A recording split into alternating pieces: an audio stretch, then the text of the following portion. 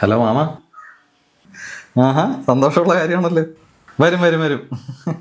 2 ദിവസം മുന്നേ തന്നെ എത്തിക്കോളാം. ഇവിടെ ഉണ്ട്, ഞാൻ കൊടുക്കാം.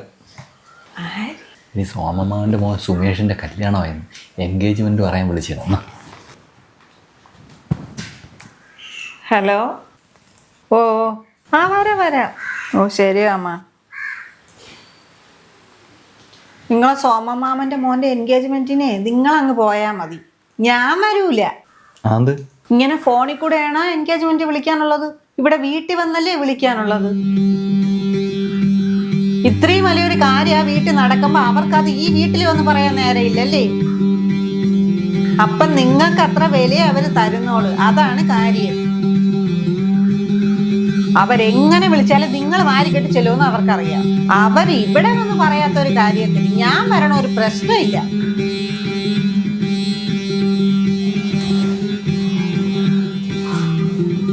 അമ്മ, പണ്ടത്തെ കാലത്തൊന്നും ഫോണും സൗകര്യങ്ങളൊന്നും ഇല്ലായിരുന്നു. അതുകൊണ്ടായിരുന്നു എല്ലാവരും എല്ലാ കാര്യങ്ങളും വീട്ടിൽ വന്ന് വിളിച്ചിരുന്നത്. അപ്പോൾ അവർക്ക് സമയം ഉണ്ടായിരുന്നു. ഇപ്പം അവർക്ക് സമയമില്ല.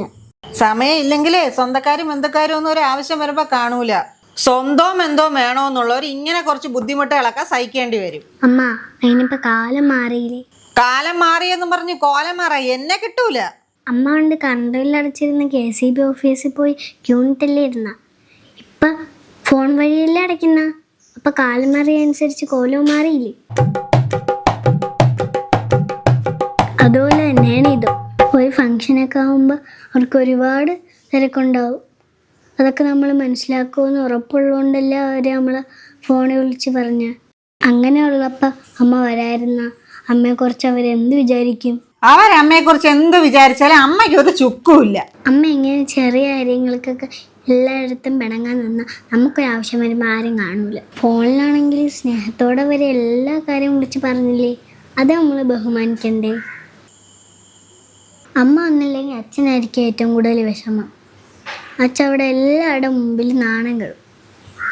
നമ്മളായിട്ട് അച്ഛനെ നാണം കെടുത്തണം.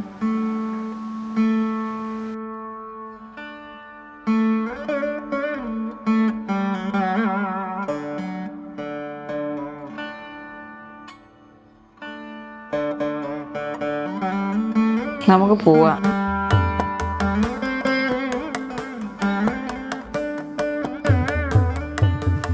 അച്ഛ, നമ്മളെല്ലാരും കൂടി എൻഗേജ്മെന്റിന് പോകുന്നു, അടിച്ചു പൊളിക്കുന്നു.